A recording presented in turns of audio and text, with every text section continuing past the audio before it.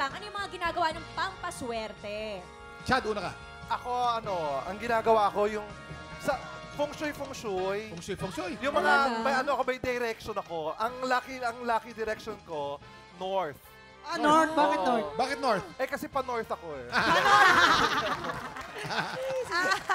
Pu, ikaw, Pu. Ay talaga, ako pagkagising, kailangan hindi ako marap sa salamin. Dahil hindi yan magiging Bakit? maswerte. Bakit naman? Eh siyempre, unang-una pagkagising mo, mukha ko kaagad makikita mo. So dadaanan ko lang siya. Tama naman. Ay, may eto point. gusto ko marinig to, Kuya Kim. Oh. Anong pampaswerte mo, Vision Patrick? Grabe naman yung mga Ano, pampaswerte ano? nila. Di ko kinaya yung mga pampaswerte nila. Pero Oh. yung pampaswerte ko, actually namin ng Vision, before kami sumalang sa stage, bago kami mag-perform, usually nag-huddle kami para clear yung minds namin. Ikaw! Nakamapit bahay. So, para kapag nasa stage kami, wala mga negative thoughts, wala kami negative vibes. Ganun!